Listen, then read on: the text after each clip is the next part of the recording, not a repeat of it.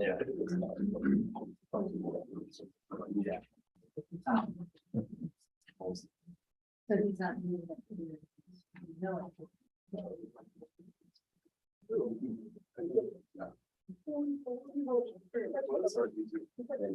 All right, how are you? Yeah. All right, let's call this meeting to order. We go over a few rules of decorum in this meeting. One is any citizen comments that are only just 1 minute.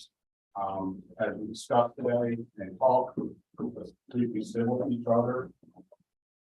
This is to figure things out, not to blame anyone else. Are there any citizen comments? Moving on. All right, we'll be right on. When you start with you, introduction members. Can I full rank and Sure. not full rank? Okay, let me just introduce some folks, because I think most everybody knows a lot of us on the table, so the introduction. I want to introduce our new assistant city manager. Lauren, come from Ireland, right? Anyway, just joined us starting Monday, so we're glad to have him. He's been drinking from the fire hose for the last how many hours, so welcome aboard. We got a chance to visit a little bit. So, we're really yeah, we're really glad to have him aboard. So yeah, Thanks so much. It's a wonderful community. Everyone's been great. Happy to be here. and he brings some kids. He brings some kids that are in the system, so even better. I think while I'm over on this side, Carla Honey, who's our finance director, obviously a big part of the short-term rentals is our hot tax, and I've had some discussion about that. So he's here for kind of sit in on that, and then Chief Burrows, who nobody probably knows, but he's here too. So thanks, Chief, for being here. Now, Mayor. Really more here. Hi, I'm Dale Christensen, City Council. Rick Adams, Director of Development. Lawyer. Staff. Brian McLaughlin, I've been in STR for about 6 years. Craig Scott, on PNC. Mark Westside, representing individual owners versus property. City Park City Council. My name is Adam Richards. I'm also an individual owner representing single owner operators. Mike Bailey, planning on. Trey Preston with UA Vacation. I'm Sandy Marsden, Fulton Hilly. I'm Andy Hoopman with the East Coast Quarters. With the live in Paradise. Shady. Thank you all. And a couple more of my staff members, I've got Carla Van Zandt, who's my senior code enforcement officer, and then Laura Hartbart, who's Carla's assistant, my newest code enforcement officer. Well, thank you all for coming. Let's go ahead and discuss and take action on selecting chairman. Is there anyone that is interested in being chairman? Sounds like you. You have experience, right? Once you shared the gyration. No. No, I'll do well. Yeah, but he's gonna have laughter. Okay. So quite a few of you were involved in our spring STR workshops. We met twice. Four times. 4 times. Okay.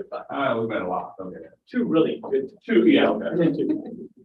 Maybe I'm back in the first.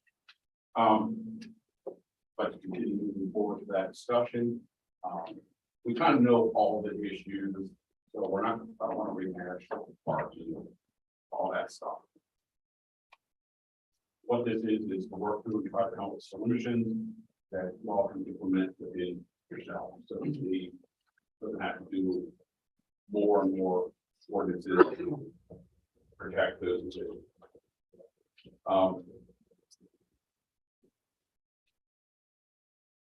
We kind of know what the issues are. So Tim, can we start, like I said, this is the official agenda, and I started on talking points. Okay, just want to make sure you saw that. Everyone is aware of the complete hotline, is that correct? I was gonna let Carla do like, That's fine. the first one, just kind of a quick overview. Before we get into the, that's okay with you. So.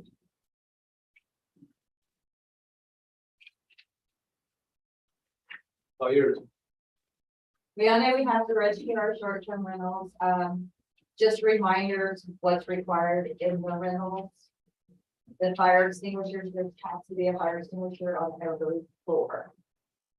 The placards, 8 by 18, if it's a single family residence, if it's a multi-unit, the 3 by 5s. You're gonna see a change on the registration form online. We're gonna wanna know how many trash coders each residence has. We're gonna wanna know the square footage. We're gonna wanna see a parking plan and a floor plan for each unit. This way we can keep better track of the toters, how many toters should be at each residence, because the council had passed the ordinance where if you have above a certain square footage, then you need extra toters. We want to know if there's dog carts there. If you're renting the dog cart with the rental. Smoke detectors, every unit should have a working smoke detector. The reason for the floor plan is because there's some units now that we're seeing in the bunk beds and closets and stuff, so we want to make sure it meets the requirement of a sleeping room. And we're being asked, you know, again, council wanting to know the number of bedrooms we have. I think that it's valuable data. We're not coming up with these just to add more work to you guys. It's already busy workload. It's information that we're being asked to provide, and we're going to try to make it the least onerous if we can. I'm going to ask for architectural drawing, but basic sketches so that we can upload, and that will become a part of the file. So it'll be a heavy lift at first, but hopefully it won't be that hard moving forward with these properties. On the smoke detectors, what's the requirements? There needs to be one outside of the, or if it's a hallway, it needs to be in between the bedrooms. Yeah, Just building. and of course, swimming pools, we want to know if there's a swimming pool. And we're checking the barriers too, making sure that they have working barriers that meets the latches. If they reach out to the pool, the alarms. That's about it. Okay, any questions or comments on this? We on number 3, steps taken by part of the biggest of the issues. Number 8 is the complaint hotline. And all the people it's real basic. Sure, so far, since the hotline started, we've taken 68 complaints. Very few of those have been, 1 has been about lighting, 7 about noise, 8 over occupancy or the number of guests. They have 2 marked as other, which I suspect probably would try to fit in one of those other categories. 26 were parking, 20 were trash. Everyone is aware of the hotline, correct? One other question about the compliance. Have we had any repeat complaints for property or for property?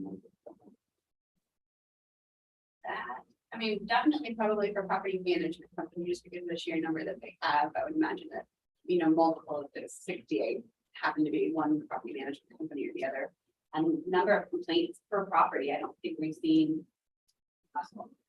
Mostly the trash complaints were in a particular neighborhood, which is the Pesvella Marlin Azul. And it's leaving trash cans out. And we have a staff member who who lives down the street and she knows, the ordinance, so that's what it is. Well, eventually, think about what we're going to do for repeat offenders. That's part of our goal, right? Yes, that's one of the things that's to be considered. Thank you, Mike. Tim, does it track the actual person that called, how many times they called? It, That's. you can go in individually and listen to each one of those, and it does capture the information of the person that called. We would put together Okay. any kind of report, to see if it's multiple people calling again. I think we would have to individually go through the call to do that. How many registrations do we have now? I can get you that exact number. The last time we presented that to council, it was About 25. 2,500. We're still waiting on what condos. La Mirage is still, The Pelican still hasn't gotten Okay. completely back up and running in the short-term rental pool. So there are still some big units, but Do you know the date that the hotline went live? April. It was, I can look. maybe with the Before the first- summer started? Right before the summer started. There yeah. was a few glitches, but they got worked out fairly quickly forever. As far as, so far, it's a, it's a work in progress. it's always gonna be an ongoing process, it's only because of the people they have, and you obviously don't know the labor going on locally, so. Right now, we're in, what seems to be kind of a working mode, so. Any other, yes, ma'am. Does it track, whether the calls are from guests or from homeowners or neighbors? And it's just tracked by the person. We could probably, do some detective work and figure that out. Well, will you be posting the information so we could see what types of complaints or the quantities or? We typically report at the council meetings, certainly if you have an interest, you can call us. Certainly, if you're one of the ones being complained on, you will hear from. Rick and Nicole, when someone calls and files a complaint, so you listen to the recording and you take it to whatever appropriate measure after that. So we are gonna do some tracking mechanisms, certainly with only 68 calls, it's not a huge volume, not know how much extra time. We want to put extra things on staff, but it would be possible to maybe footnote that, whether it was a resident or a neighbor or, someone in the same complex or something, I don't know. We have the ability to modify the script. We went back and we actually spent a lot of time, we wanted to throw something against the wall and get it out. We can fine tune the script. Item, but that's something we can talk about and see if that's a Maybe question. something they can capture when Yeah. they're calling. Just- if that just was- Are you against the resident? Right.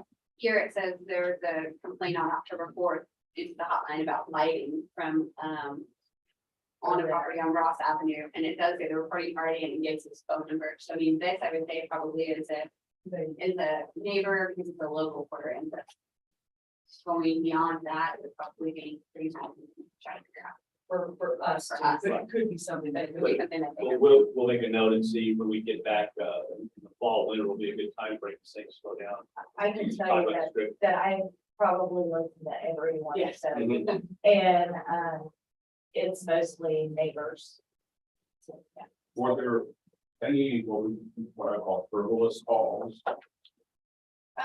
Kind of like this, like, that it's not. I think there were, and Carla could probably speak better to it, but I think there was definitely a lot of calls that weren't actually violations. Okay. That were more annoying things that were going on. Okay. But not true violations. Okay, so they're not reporting those, not for those 68. They are, They are, yeah, everything. this is everything. Okay. There were several levels that were HOA violations, Okay. not city ordinance violations. And several parking annoyances, fit by our standards. They had too many people parking on the street, but they were all legally I'd parking. like to start. I'd be very interested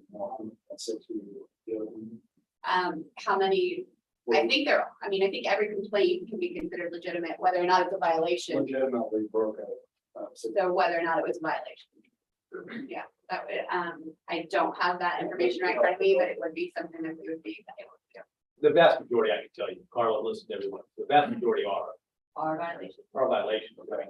Something that they just, that's not allowed every Carla said. I think it's the opposite. Yeah. Most It's the of opposite. them, Most of them are not violations. most of them are not. I think so, they were violations. Yeah, like how many, how many vehicles are parked in somebody's driveway? If they're legally parked in the driveway, they're legally parked in the driveway or the street.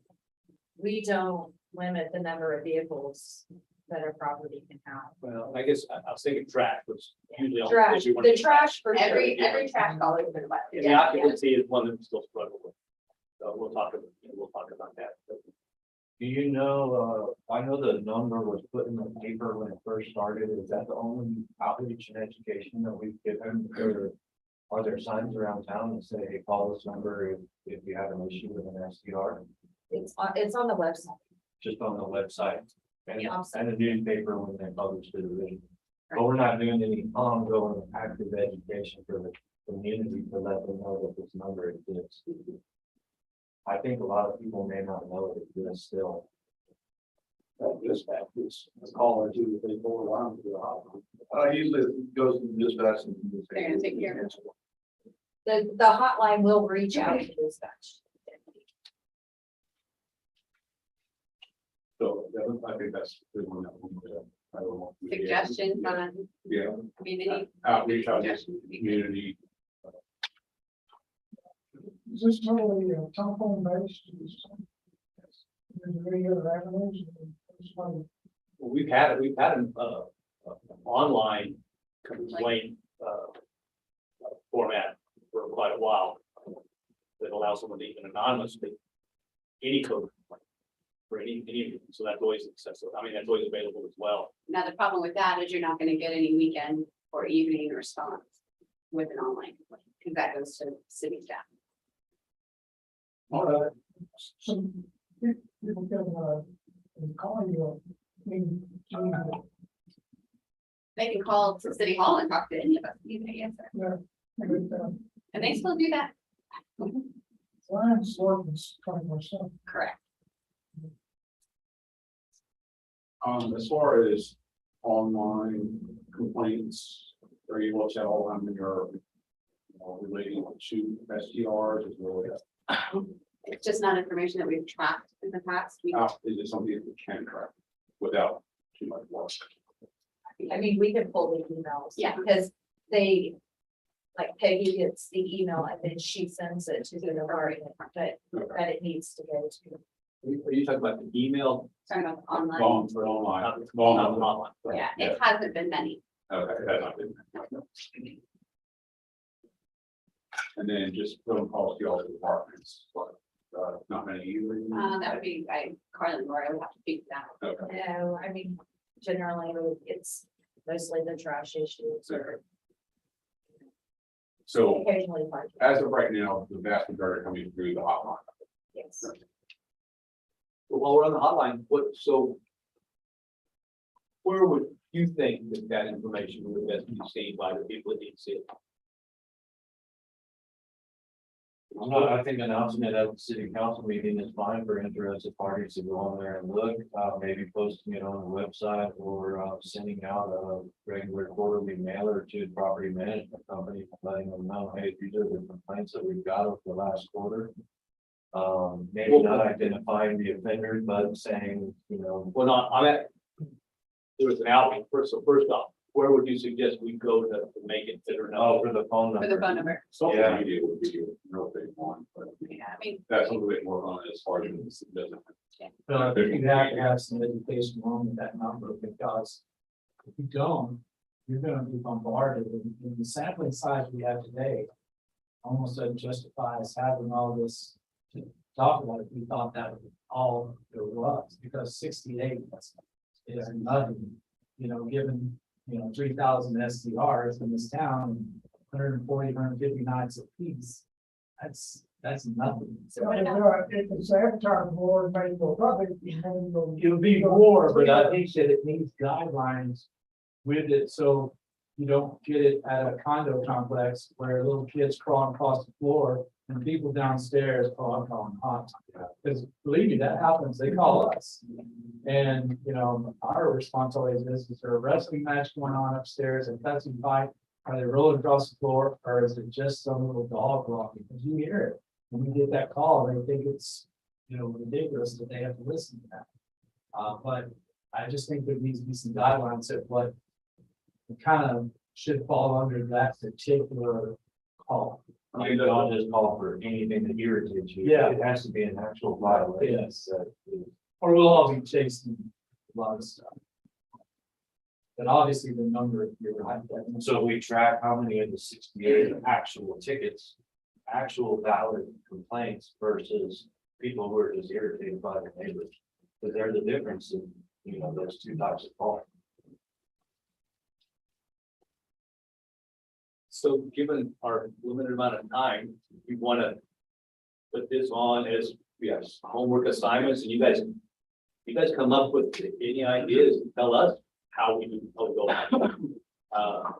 We have the South Jetty, we don't have a city social media platform, so just keep in mind what resources we do have. Let us know how we can help. We do give a complaint line report at the city council meeting, so that information is made available. And then those are recorded and those are available. We'll go back and look.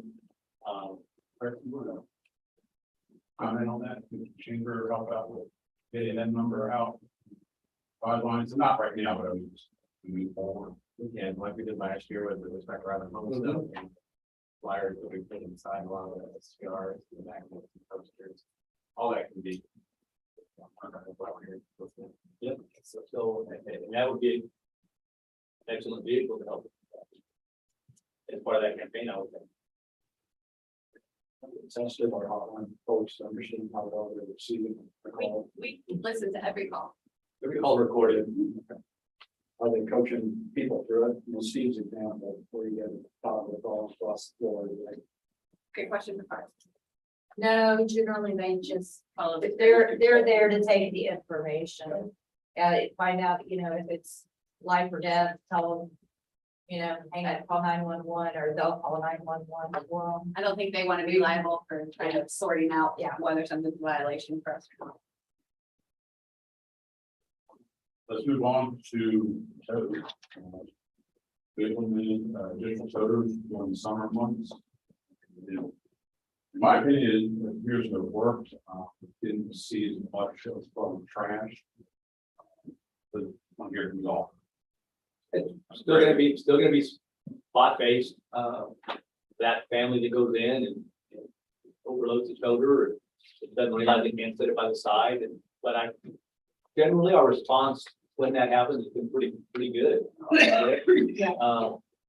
Property managers, when they're involved, are pretty responsive, they know that they guys have done it, if not, they're gonna get a citation. I mean, you guys have told us 0 tolerance, and so kind of carry that message down.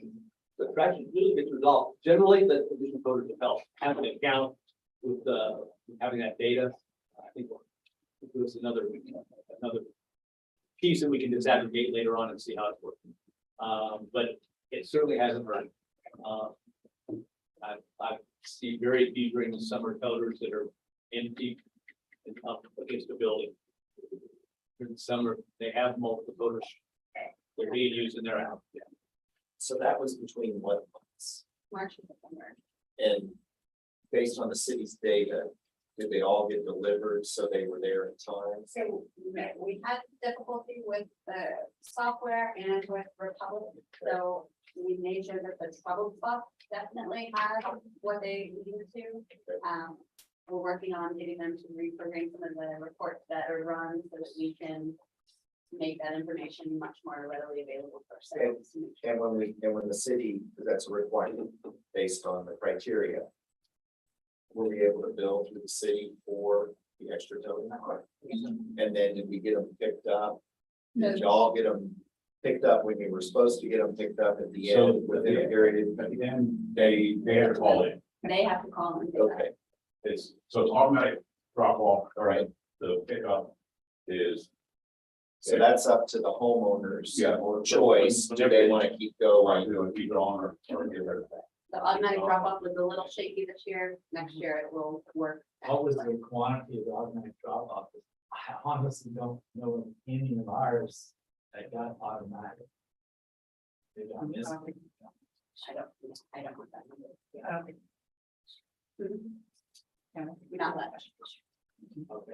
We didn't have the data. Sure. Yeah, that, again, one of the other reasons. I get it. I just thought I might have missed something. No, we've definitely had a lot of voluntary Oh, people that did it voluntarily. Or that did it, you know, in faith of, in lieu of getting a citation. Well, we tried on our side. Yeah. Pushing, When we identified the hotspots, we saw repeatedly as a problem. Sure. And we put them on notice. And, sometimes they were aware of the rules, sometimes they weren't. Like, What we about want the- compliance? What about the HOAs or the communities? Because, there's a couple of communities around here that struggle. And I'm not sure it's all of them. And, you can look at villages like there's one. They get hammered on certain days. That stuff blows over. I see it on my vacant lots over there. And then Ocean Village is another one, and they're not the only ones. But like at Commons, we go over there and stomp it down. We call it the trash can. So some of the times and pushes it down, but it seems like those would have to be addressed as much as anything to understand that they have enough capacity at that location to handle that. They are. And I'm not picking on any, No. because I guarantee you, a lot of people drive by and go, oh, look, that's an easy place to dump. And so they get unfairly more trash than they should, but it seems like to me, those are some areas that really should be looked at. And they are, and if they have overflowing dumpsters, Yeah. then they're asked to have more pickups. I think No, that no also- different, no difference in their total. Sure. And that was an issue for public trash trucks. Yes. How they, I think a Right big problem now, at South Eleventh Street area there. Yeah. Because of the Sunday turnovers. Yeah. I think the two biggest trash days are the day you move out and the day you move in. And pickups Monday, and so I think the trash gets filled up with people checking out Sunday morning. And when people come in Sunday afternoon, don't have any place to dump. That's at least what we're seeing in our neighborhood. That Sunday's a Big turnover. or a bad day. How many, That's not for another problem. how many calls went to HOAs that had dumpsters this past, year? Or how many did you get? how many calls did I get about? How many calls where there's dumpsters that need to be taken care of? Actually, there's probably a couple when it was from one gentleman that was calling in. And, I reached out to the HOAs and they literally had pickups scheduled. It was just Republic having truck issues. And they would come and try to get the dumpster swapped out, something, that it was the same gentleman calling, who happens to own the property right in between the two. It has to be, it has to be village block. So- So there's two problems with the trash, right? One of them is that it's overflowing and blowing all over the place. And one of them is that people are leaving them at the street like for weeks at a time, right? Great. So we're talking about two separate kind of issues. Is there ever any thought that the public should self-report bad odors? Because bad odors cost a lot of own trash. Lids missing, wheels missing, you name So Brian does. Thank you. it. Okay, Yeah, as far as I know. Every day. okay, because I would think that they pick them up, set them down. Darla, we had a shortage for a while though, right? We Getting did, them, our but- shortage was more last year than Yeah. this year. Last year, there just weren't toters that could get delivered for extra. We had people on the list forever. I think they're caught up now. But you guys did a good job of handling that call. So that would, we call, say, hey, you're in the road. Having snow and dragging. So. Yeah, Darla's crew does a good job, when they need an extra toter, the grabbing the extra one's not a pretty quick process.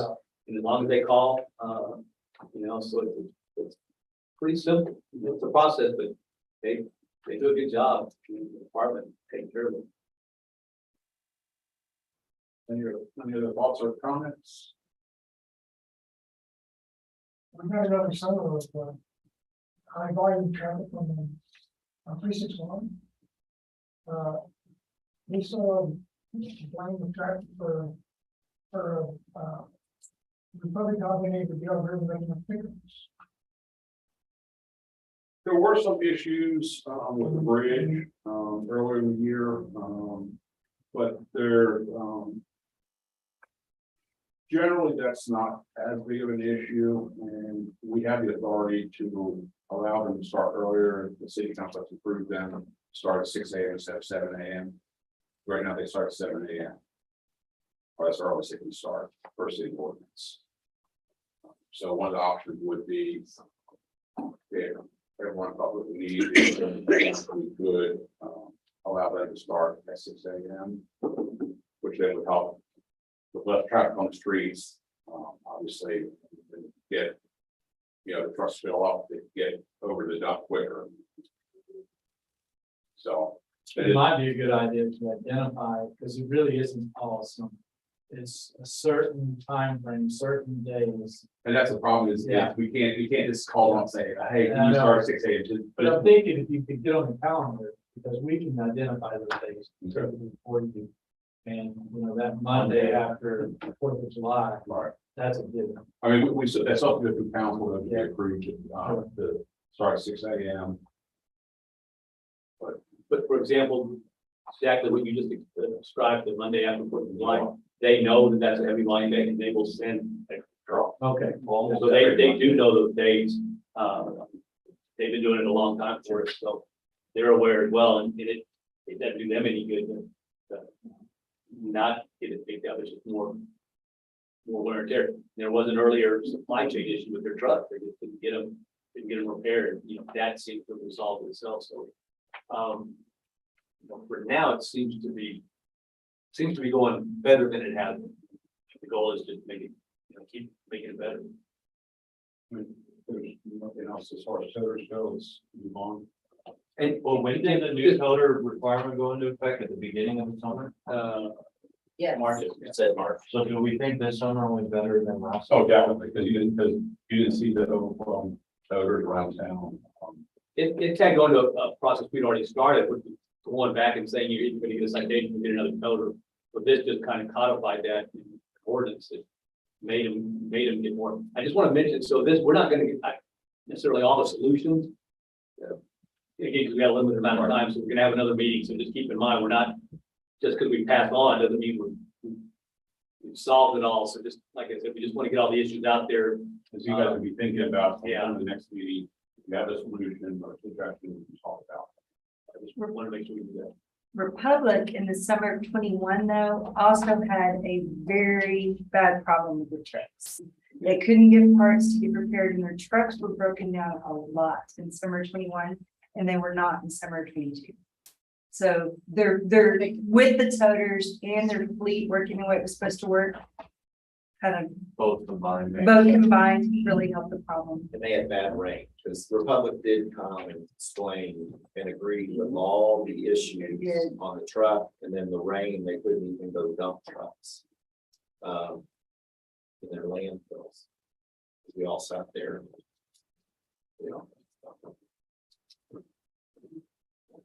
We can take the national park at it too. Whatever you bring in. Take it home with you.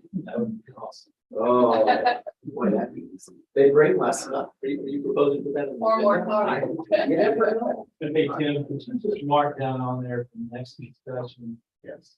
The recycle bins are almost non-existent, and every vacation rental company looks at it as, oh, heck.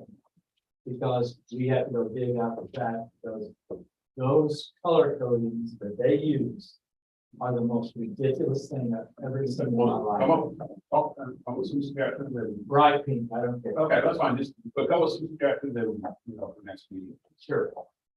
All right, let's move on to C, the placards, with the contact info and max occupancy. I'm seeing most properties have them. The biggest issue that I've gotten complaints about and seen personally myself is where they put them in a window and it slips down and you cannot see all the information. That's probably the biggest one I've had. People tell me about. Rick, Carla, and the other. New rentals coming on. Rental management companies are, it's late in the year now and it's a new rental. They're just not thinking, oh, we gotta get the placard out there. But they are still required to do it. They're still required to do it, we're hitching on this. Letting the property management company. the property management for the individual. owners. Yes. Yeah. Because some owners believe, oh, it's just the property management company. So we have that issue with registering. Some people only thought home management companies registered, owners don't. Some comes into who pays taxes. I think that needs to apply to everybody and Oh, for sure. and make sure the individual owners, I mean, there's benefits of using the rental management. So I wrote citations this summer For owners for and owners and, yeah. what was the split? I don't have that information. Were the management companies more responsive than individual owners? Oh, absolutely. Good. Good. Well, most all of our rental management companies are here, a lot of them right here in this room. The owners are scattered around the state and country. Which a lot of them believe gives them a special dispensation because they're not local, they're not here, but Carla doesn't break anybody. Any other thoughts or comments on the factors and information that's on? So maximum occupancy, 24/7 contact number That's your number. and your registration number required as close to the front of the property as possible. We allow windows, like you said. Last year, we talked about putting a number of parking spaces. We never made it to an ordinance. No, but we didn't make it. That's something that, I think, as we all here to go to evolve every year. We can't every year make a sign, but we gotta think about what we want on there. So do most people have their placards? Yes.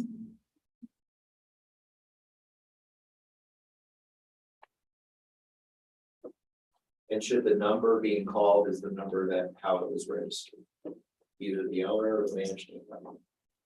So that you don't put a housekeeper in Corpus. Well, we have to leave that to the property owner or their agent to put that 24/7, but I can tell you that some of the complaint calls that we received that weren't actually violations, the property owner / property manager received a citation because they didn't respond on the 24/7 number. The fact they didn't respond, that's a big deal for us. That compliance number, so we take it seriously. So even though the call wouldn't have resulted in an actual violation, the fact they didn't respond resulted in a violation. So we don't dictate what number that is, but somebody better be on the other end and needs the We're hour. pretty clear too, when they call and ask about the registration process.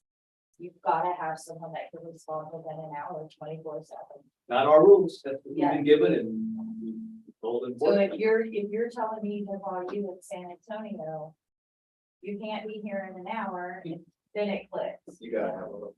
Yeah.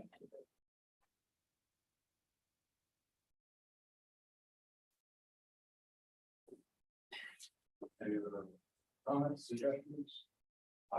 Just a comment, I wonder how many people are actually calling the number on the sign rather than the hotline. That was the goal. Well, that's great. I mean, a lot of people are using the signage to make their complaints directly to the property manager rather than calling the city. Anecdotally, Part of the we've goal of heard, the whole.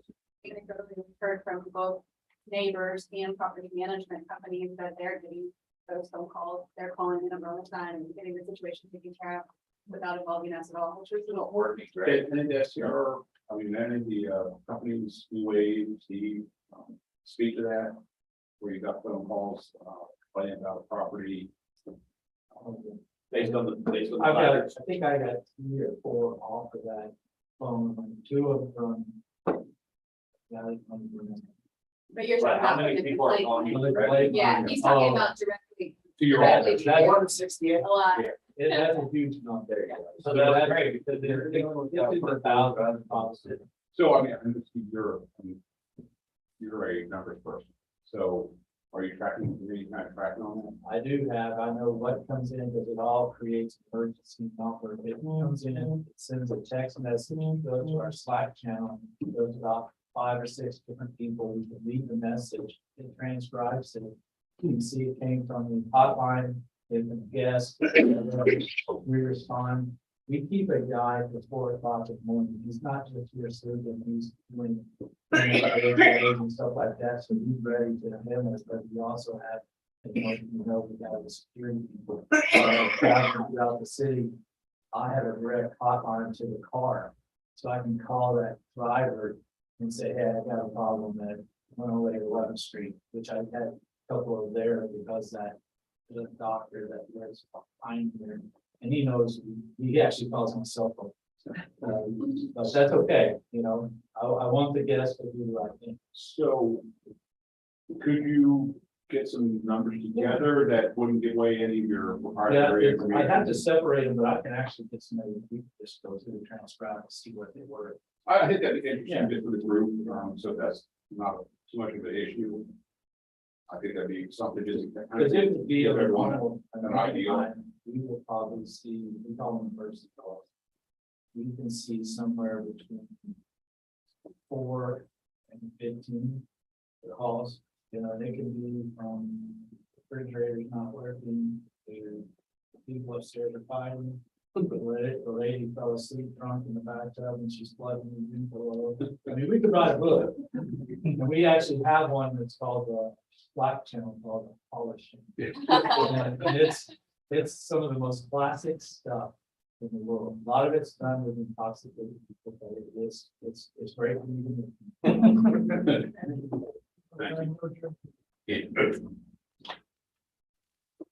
All right, let's go ahead and move on to the next section. Issues resulted in the greatest number of complaints. Parking. So by far, on our side, we've already made it clear that that's the biggest thing, just a quick history. So when I got here, Cole right after, Carlos soon thereafter, the parking requirement for any single family residence was 2. Whether it's short-term rented or not, probably within a couple of years, we realized that was Over months.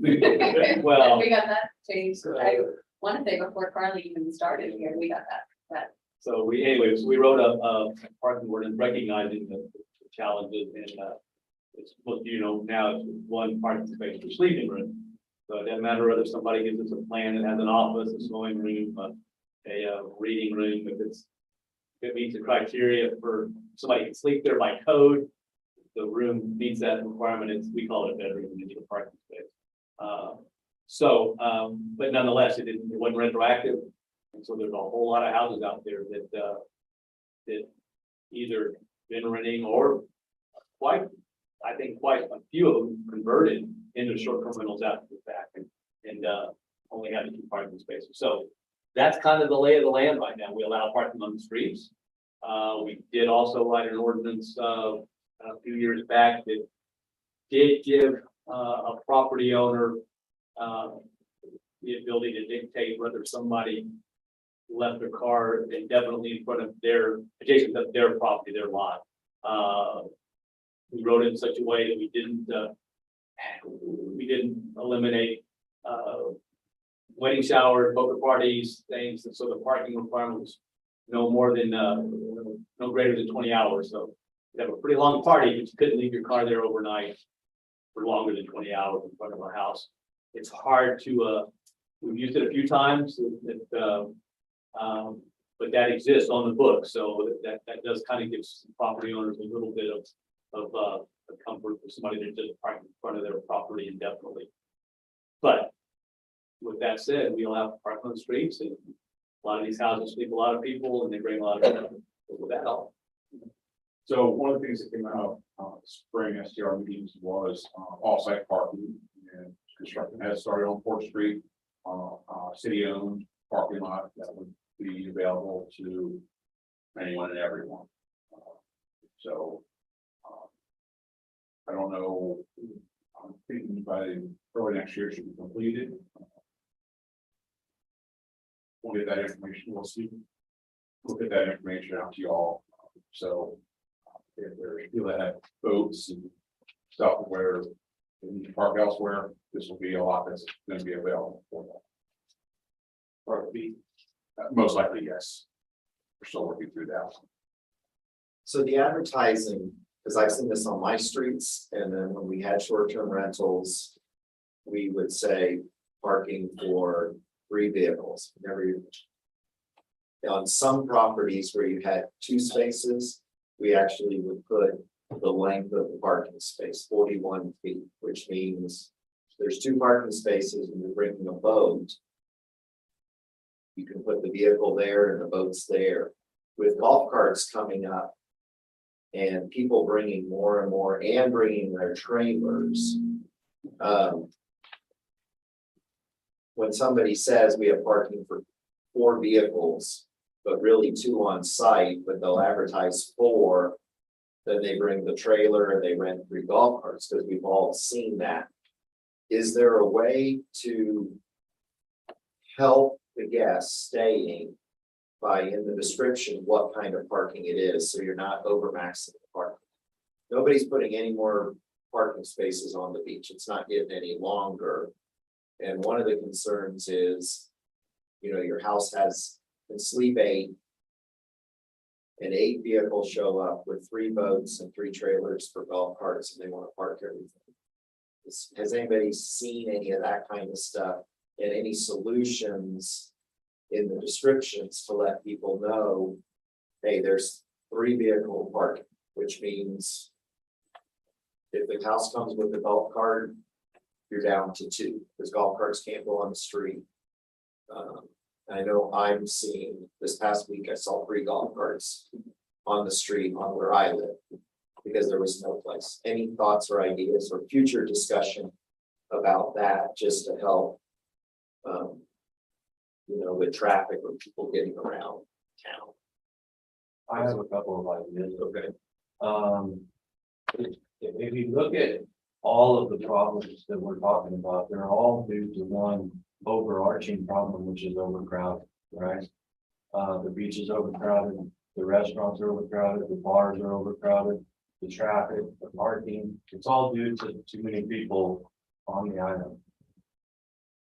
One way to limit the number of people staying overnight is to limit the number of people that can sleep in the places that we're renting. So I think number 1, and it's on the list, we need to look at occupancy. But occupancy is directly tied to parking, because the number of people we reduce the number of people parking at the place. So they're both tied together. And really, if we reduce the occupancy, nobody at this table is getting injured by that. You know, you look at someone who has a big house that can sleep 24 people. If they only have 8 parking spots, how are 24 people gonna come to that house with only 8 spots? You know, you could say, oh, 8 spots. Who has a house? Who has a house that has 8 spots? well, see, I have a 2-bedroom house that has 8 spots.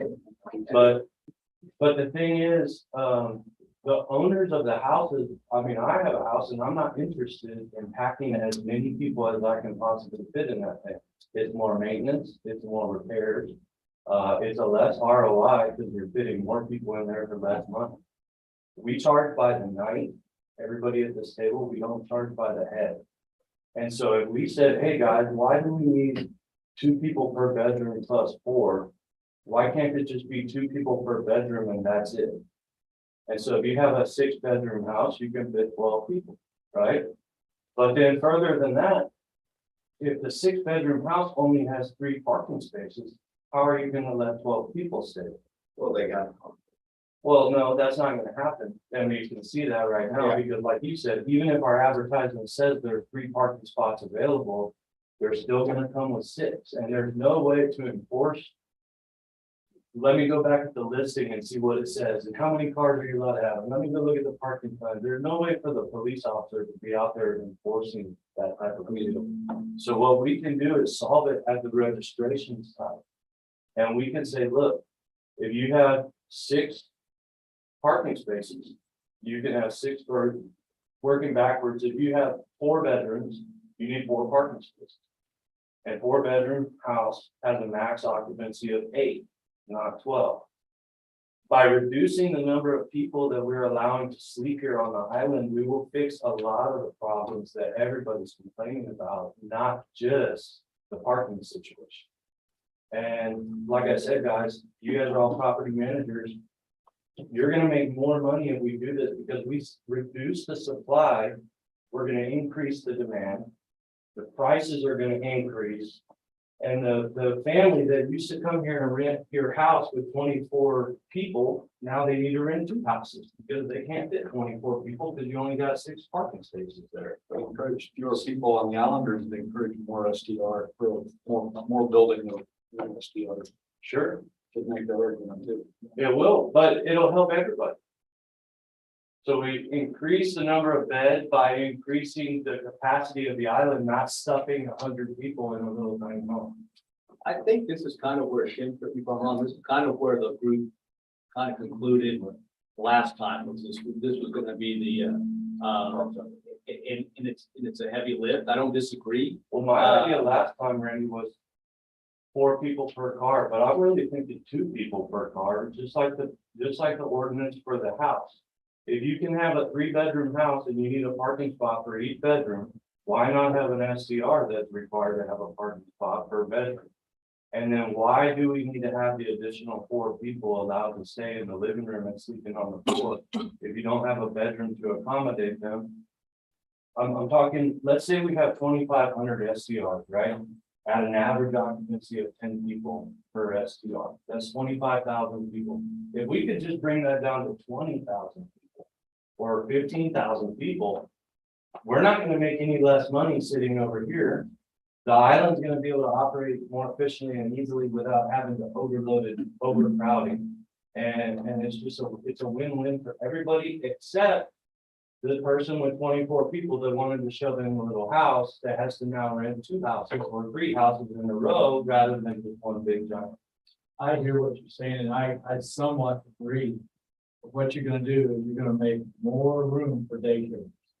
You're gonna have more people coming on the island, going, oh, look, the beach not quite as crowded. So, But those day trippers aren't parking on the streets in the yeah, neighborhood. but they're creating as much havoc in this town, in traffic, in overcrowding the restaurants, overcrowding everywhere. They're creating as much, and in many cases, more of our traffic problems. If you ever come, down Alistair on a Saturday evening, come in front of my building on a Saturday or a Sunday, especially Saturday evening, it's nuts.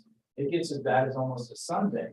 So they're contributing to our problems. So we don't want to, in my opinion, make it easier for that group. Plus, you've got to take into consideration, there's a lot of grandfathered complexes that have 3-bedroom properties and they have 2 parking spots. Stuff that was permitted, even stuff that was built in the last 2 years, even though they were permitted way back when. That's one thing I think that needs to be looked at.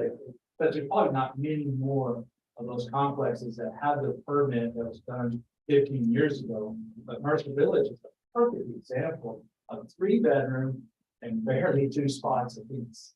Well, here's my observation. To be able to allow to rent the house. If there's only 2 I like parking it. 8 is a good number for me at the most, but that's not the way, you get an owner and, the pressure comes, when you're in the property management business, the pressure comes twofold. It comes from the owners and it comes from the guests. And so that pressure is a little more intense than if it's, I own the house and I make my decision how I want it.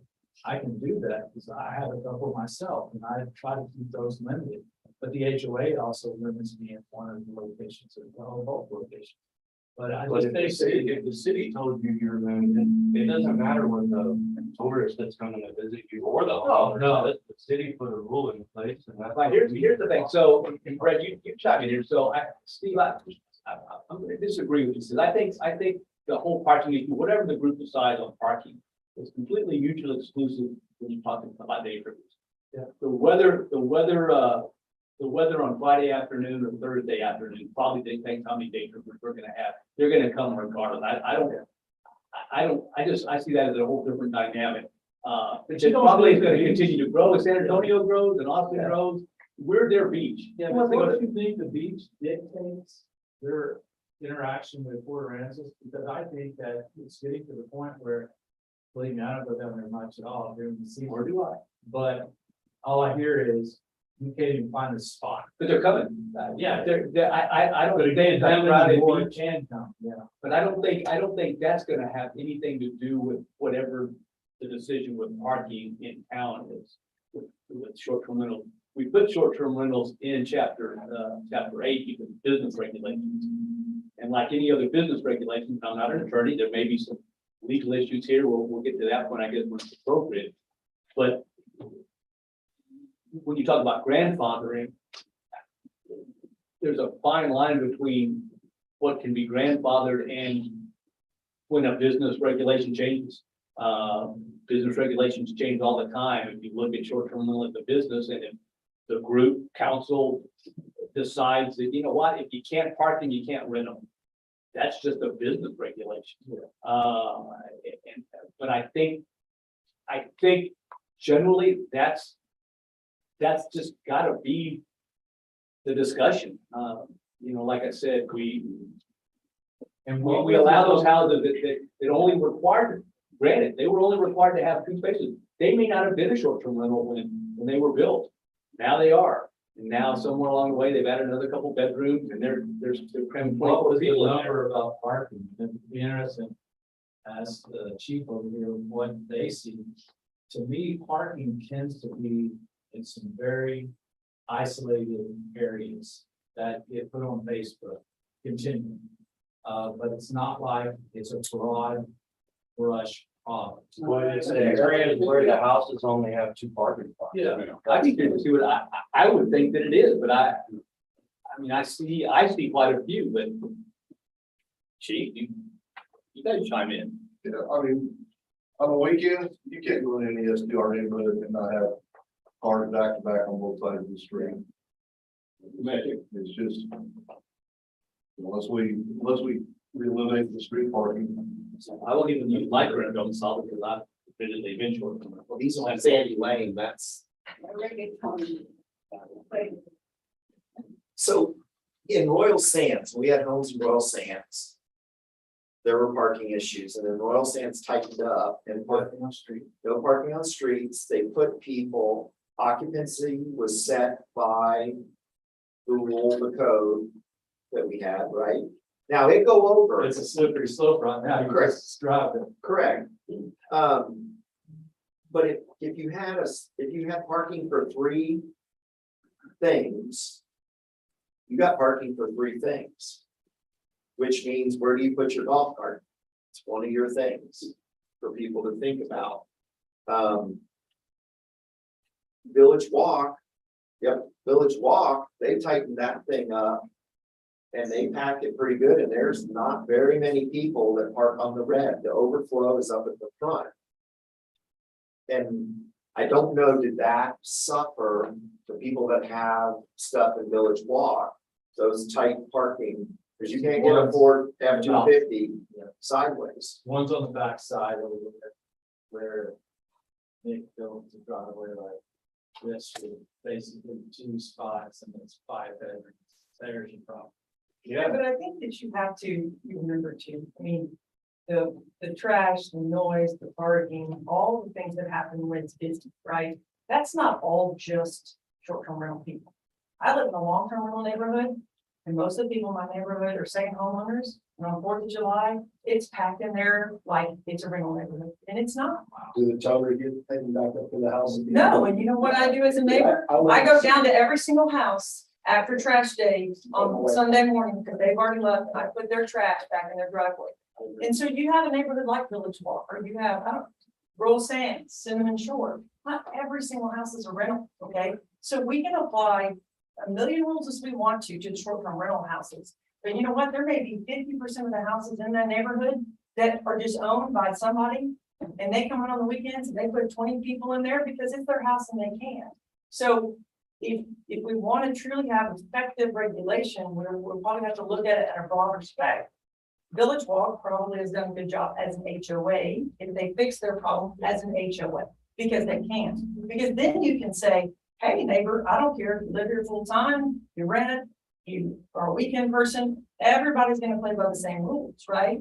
So I think that's something you have to remember, because I mean, it's not all short-term rental. It's, I mean, there's a lot of people who own houses here that don't rent at all, But but they everybody, rent 20, you know, everybody would have to apply to park. I mean, if they would. If you've got parking for 3 at your house, permanent location. You got 3. You don't get to have 5 and put 6 out on the streets, because it all contributes to the clutter. So we're not picking on short-term rentals or not, we're trying to come up with parking for the city. So that you don't have the abandoned vehicle here, this here.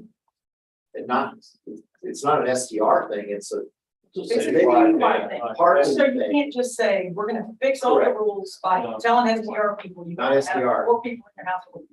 It would, And it doesn't really even, it doesn't truly even impact occupancy, because if you can get to 20 people and you can get them there in 3 cars, that's the number of spots you have.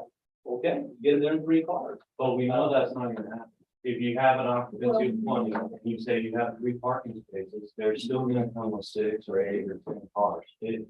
Limiting the number of parking spaces isn't working. We've already done that. We already have it in our advertisements. Hey, we have 3 parking spaces, and they still show up with 6. So, I mean, I think the general direction I'm hearing is, would be to, and Chief kind of alluded to, would be to start eliminating on-street parking or be by permit only. And the permits would be issued at a set number per place, and they're permanently fixed to the windshield. They're not transferable from one vehicle to the other.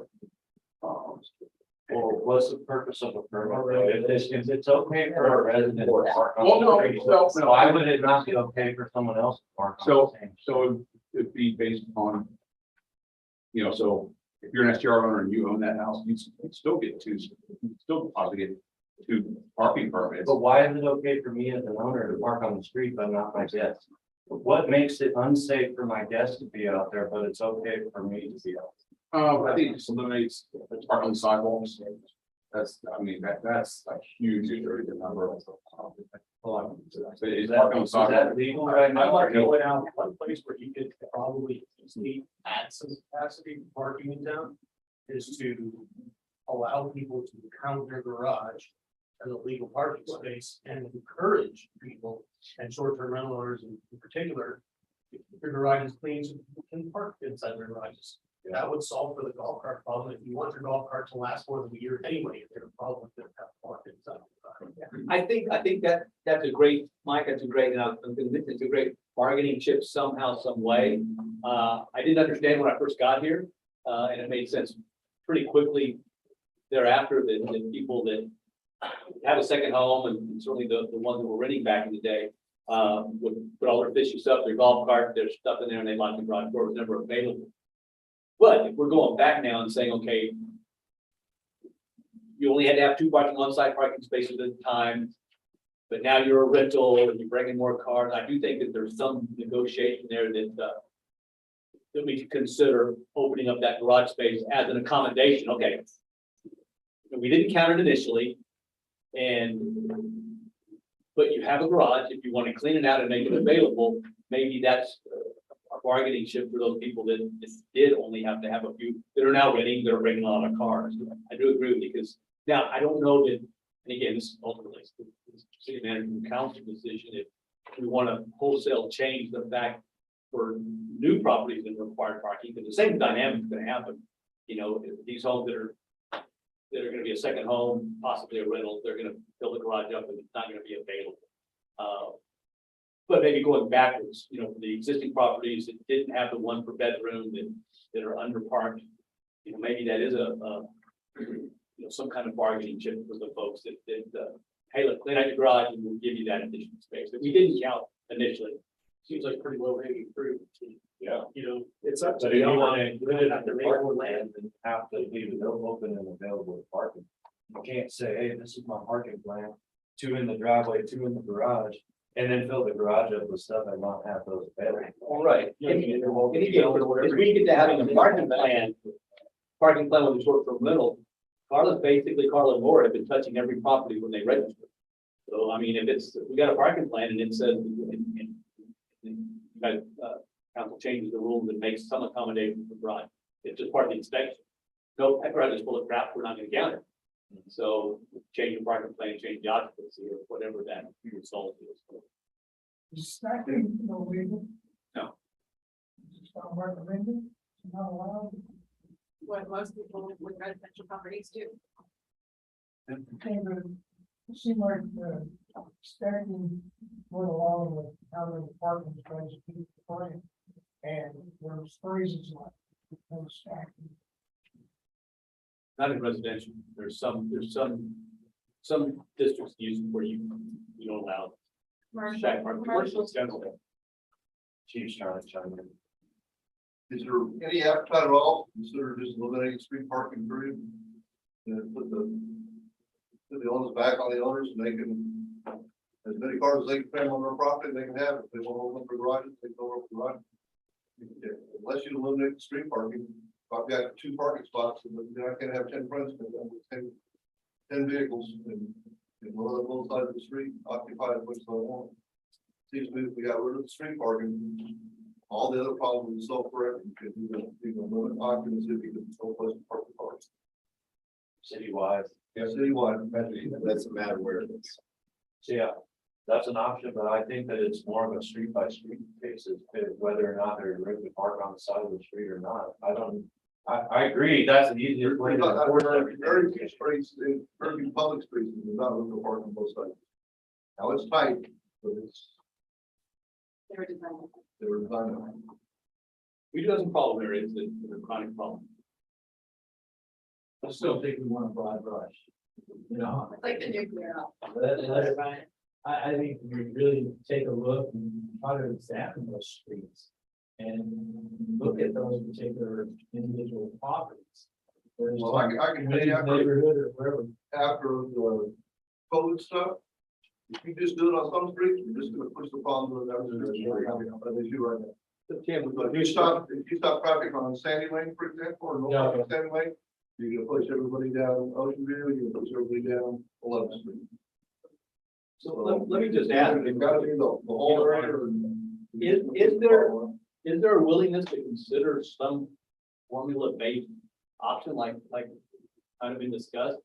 You know, going back and looking at a property that chooses to be in the business of short-term rental, looking at moderating the occupancy based on parking.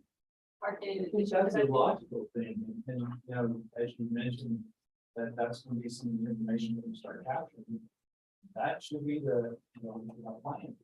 Because an SDR is a business, and if you buy the house and it's got 2 parking spots and it's 5 bedrooms, then you did make a good purchase, and I think that it's only fair that we do look at it that way. And we regulate it that way. I mean, if there's a few cars that wind up overflowing onto the street, again, if it's legal, it's legal, but again, I think if we limit the occupancy based on parking plan, I think that is more of a fair way. Go Mustang Royal out, go to Royal Palms, they go up Sands on any region. They've solved it. I mean, I don't know why, but you can't park on that red line and you'll get a call. And all those cars wind up in all those properties over there, they extended the driveways, they've done something to make it work. And so you don't have that problem in those neighborhoods. And I think that there's probably some opportunities for us to do it in some other areas, in some areas, maybe not. So in the 5-bedroom, 2 parking spaces. You can't come in 2 minivans and bring 10 people. I mean, I'm The just, problem is no one's gonna do that. no, but it's on the education down the road. well, it's in there where you're talking about it, like you say, it's village walk number 11 and 10. Big problem. And so they get towed. I mean, I've been there working on an air conditioner late night, and I towed the driver was already fixing to tow them off. And I got my flashing lights on that I'm trying, but I give them an alternative because I tell the owners, look, and I don't charge, but I use our lot when they're behind the fence. Hey, I'm parked there, it's not but 150 yards. But again, it should never been set up that way. But we create an alternative for that owner to make it work, because there's no alternative. You don't park on the street. You know, it's gonna get towed. Or you open a garage, Well, and I think we go back and maybe but that's an owner's choice. like, well, talking out loud, I mean, I think you look at the properties that predate the one bedroom, one space per bedroom. That predate that, and you perhaps give them an option saying, look, these are the rules that are gonna be changing, and I do agree that there should be a phasing, by the way. Rather than just, Because you have that's my opinion. You have the same problem with commons, you know, so Seashell winds up being that overflow parking. And so commons is set up, thinking there is 92 spots. There's 9 something along those lines. And so they park on Seashell. We turned everything we could into areas to park to make it work. And somehow it just kind of worked itself out. Well, and I think, like I said, for those properties, because almost all the single family residences that only had to have 2 spaces, almost invariably had carports and garages there. We didn't count them. So I think there's an opportunity there that will make it a little bit more palatable if council were to agree, we came up with something. But I think that's a concession that you make. And, but I mean, I think you guys first, I think that's I don't see any other direction, quite frankly. One And more that's all a idea. lot of problems. One more idea I had is, San Antonio does this, you could, have a contract with a tow truck company to do your parking enforcement. Where they wouldn't be telling every car parked on the street, but if the car parked on the sidewalk or in front of a fire hydrant or on a red striped area or in a no parking zone, you don't even need to call the cops, you call the tow truck company and they just come remove it and take it to their yard. Not that it can't be done, it's a little more challenging here because of our tow truck operators and the laws that revolve around storage of vehicles. San Antonio has hundreds of acres under overpasses and everything else they use for legitimate storage. So that's been our Achilles heel for our storage. So that's not possible. Not saying it's not a possibility, but that's been the challenge is that they don't have storage space. Well, we have a new parking lot that we could store. Well, there's security, there's fencing, lighting, security measures. There's a lot of stuff they have to. Yeah, Probably the otherwise they don't want. friendly thing to do for a tourist town anywhere. You don't think we could? Well, once you start doing it, those people will start parking where they're supposed to be. You know, they change, the people that come change Yeah, all the time. so that's the other problem, it's not a transfer of information. No. It's not this, you know. And they do it at El Cortez, believe me. And it goes to Corpus. And it's a 45-minute ride and a $500 bill to get that. It's a dog park. It wasn't parked on the tennis court. They just, and the tow truck had to, just like we do. It's tow truck people, I'm not saying it's a bad business. But they're out there making sales. Now they make a sale, they're looking to the car and haul it to Corpus. And it's just, I paid it myself for the customer because I thought it was an unfriendly thing to do. And I don't think in Port A, we want to be known as unfriendly. We want to be, we want to have good rules. We want to try to follow those rules. But I don't think we want to be totally overbearing. You got 15 minutes, have a couple more, you can really throw out there. Yeah, so let's move on. So I think parking obviously is one of our very hot topics. So again, We'll start to work on some things. Anybody has any suggestions online, send it to us and we'll start to just kind of throw it all in the pot and see what boils. all right, moving on to trash, I think we sort of covered that for toters. Yeah, I really think we've got a handle on that, quite frankly. Noise. Chief, why don't you, what kind of, give me some compliance numbers, pretty high, aren't they? What? Yes, it's not much of an issue, 100% compliant, probably once we make contact with the homeowner, we always give them a warning to start, and we get a citation on the second round, and I've never get an issue. We citations all around. And although I admittedly live in the center of what I can call short-term rental chaos, through the entire summer, the only noise issue I really had that bothered me was my next door neighbor. That is their true second home and their kids at a birthday party. And it wasn't me, but the men in blue showed up, and the noise reconciled around 1:30, but just to show you, it wasn't it wasn't, it was all summer long, it was some pretty high occupancy units right next to me. I didn't have any issues with noise until my neighbor and his daughter had a birthday party. And a lot of noise, most complaints or conversations. Without bringing. How many complaints do you think came directly to the police department bypassing the hotline? There would be a lag, but I would say less than 3 or 4 weeks. Involved, I mean, plus we get a family fights and the drunks and people passed out. Citizen or short-term?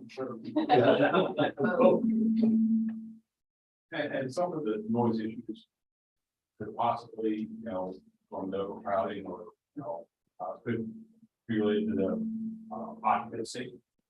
Not all, some of them could be. I'd like to share real quick with what we did this year. And I don't have hard numbers to say what it worked well. And we hired a security firm, and some of our HOAs were involved in pitching into this particular process. This car drove around from about dark, 7, 8 o'clock, all the way to 3, 4, 5 in the morning. Every time they go in front of a neighborhood or one of our units, the lights were on. And they would stop, roll down the window, and they were told, I said, look for too many cars, look for people hanging out windows, listen for loud music, because all those are going to be signs of over occupancy. And if you think it's something that's close to it, make contact, just to let them know that you're aware of the potential problem. And the number of problems we had with damage and all the things associated with overcrowding dropped way off. And then the good guest, I think, made as many comments about it as anybody, saying they felt a little protection, that somebody was aware. And so, is it a model? I don't know, but I got it from Galveston that they did there. And so I just decided I couldn't make it work. I just paid for it. And then, like I said, I had a few HOAs that pitched in. Ramsey Harbor was full in. I had a few others, Out of Retreat was in. And the amount of problems we had, so we took care of it on our own. And if we couldn't do it, or they wouldn't listen, we went straight to the police department. And this year, whether it was not as many COVID idiots, I don't know, but it was a lot better for us. And there's nothing better for me than laying in bed at 1 o'clock. I don't like to woke up, but if I can just quickly put the number, say, hey, go to this address, they have problems. It is so nice. But something along those lines to get these guests that are bad guests in line and let them know that that's not going to be allowed in Port Aransas, I think works as well as anything I've ever done. Catch it before we did a complaint. I didn't get a single call. No, it was just unbelievable. So did the security person stop at every one of your properties? You would go in front of the property. Okay, so every single property has something. But like Spencer's Landing got the full benefit, because we go right down there, we're gonna have 4 or 5. Roll of Sands got the full benefit. We went there, we had 20-something units out there.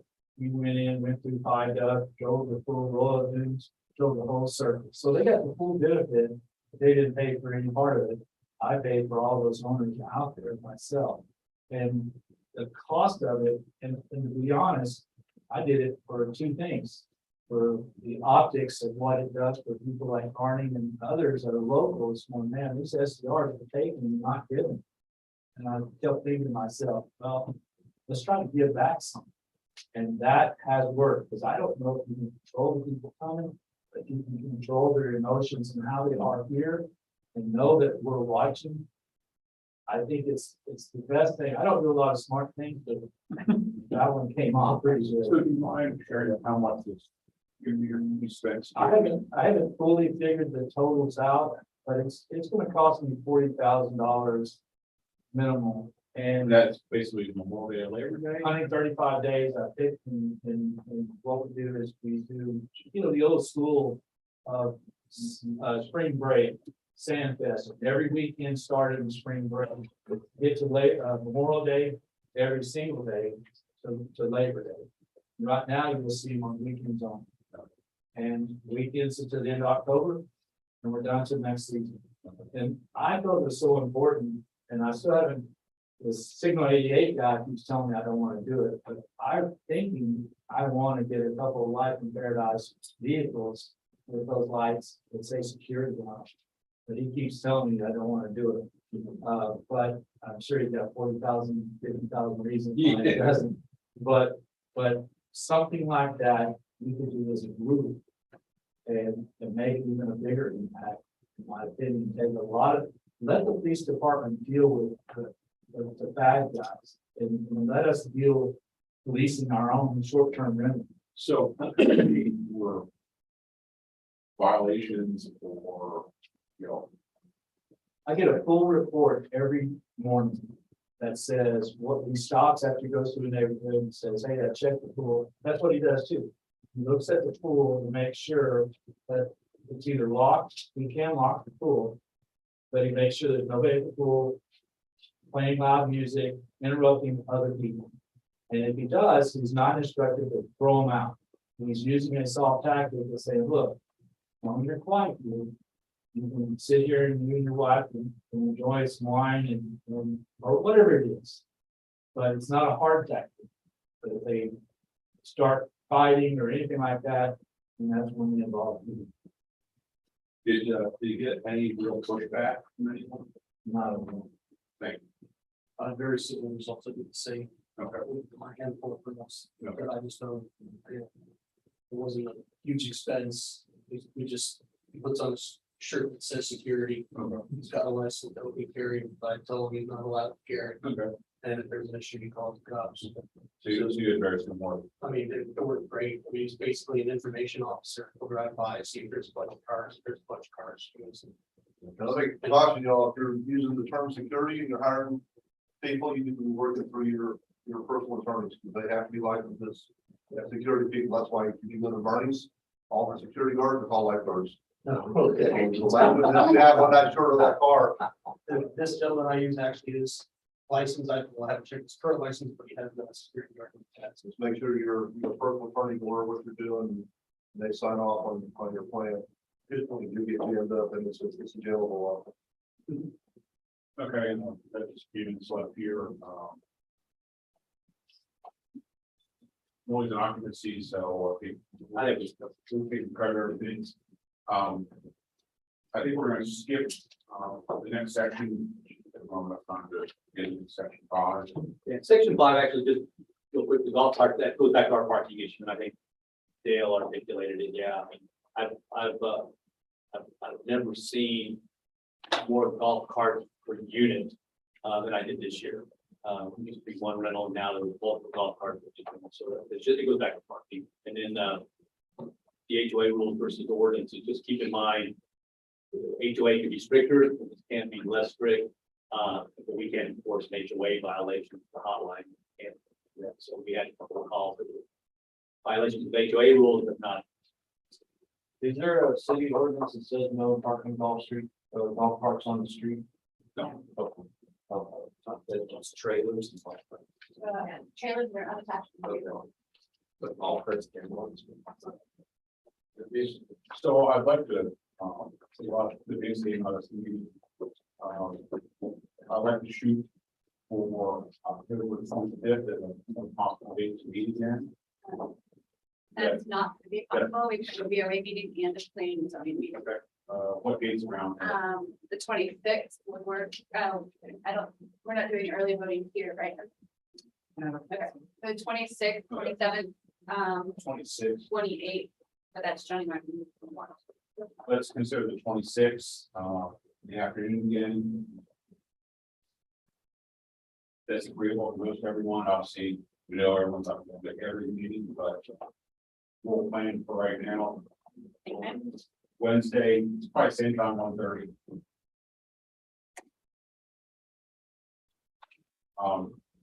In the meantime, over the next 2 weeks, please be thinking about these things. Take notes, write down stuff. If you want to email stuff into Rick and Nicole. They Stop in. Yeah, they can be a central gathering point too. I appreciate everyone being involved in this and we can, I'll civil, just point out that the 23rd through the 26th is, we already know that we're doing the property management. That's a big industry trade show.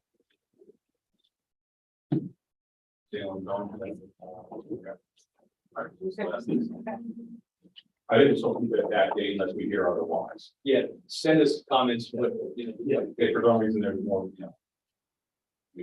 All right, one last thing too. Mike, I'm gonna put you on the spot.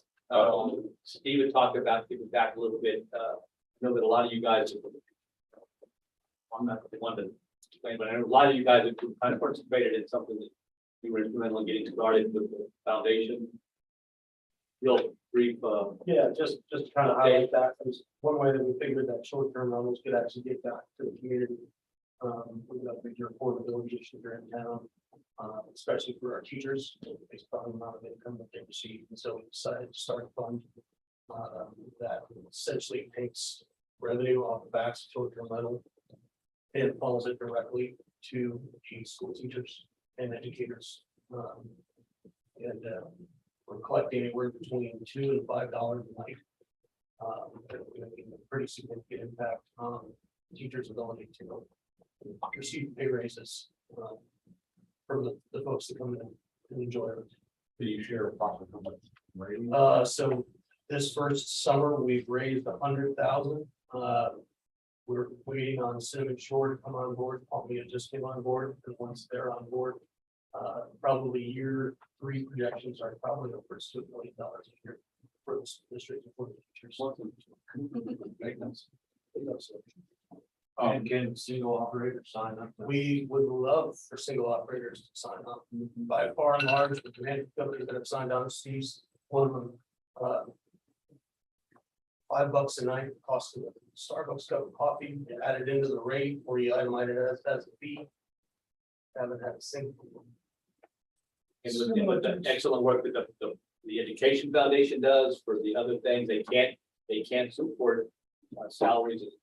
So they just had a record fundraiser. So, I mean, you guys all know that the school district is outstanding and excellent. So anyway, We thanks for all those chose groups. the percentage. Instead of, I tried to figure out how to make it work with, those are all good numbers, but we just do 1.4% every year since April or May of the wage, but they kicked in 1.4 million. I had one that asked to opt out, which tells me what that owner is about. And so, I mean, cost them nothing. Absolutely not a penny. But when I break it out to the guests, they don't see it, it's just part of the rent. But when I break it out to the owner on the transparency side, they see their rent. And then they see that 1.4 and she said no. So one, I just think you guys need to make sure that you get the credit where it's due, because, you know, obviously short-term rentals take a lot of heat. It adds a lot of annoyances in the city. But that goes to the school district, the teachers and our citizens and families and kids. They are contributing significantly. So that's just a great deal, and thank you guys. Absolutely. This meeting is adjourned. Thanks. You're doing something.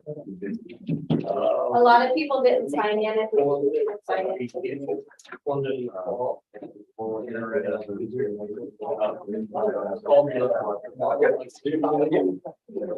You can actually, you see anything on the. Getting more dollars.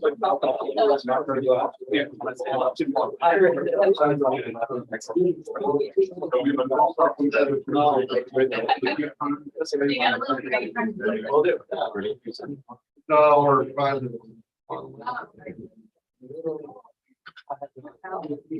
Go on road by road, make sure we get the right.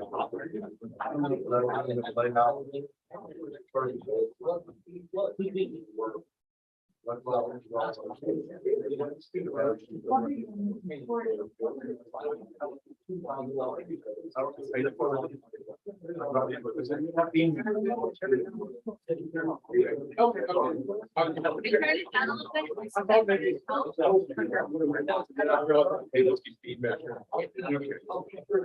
don't.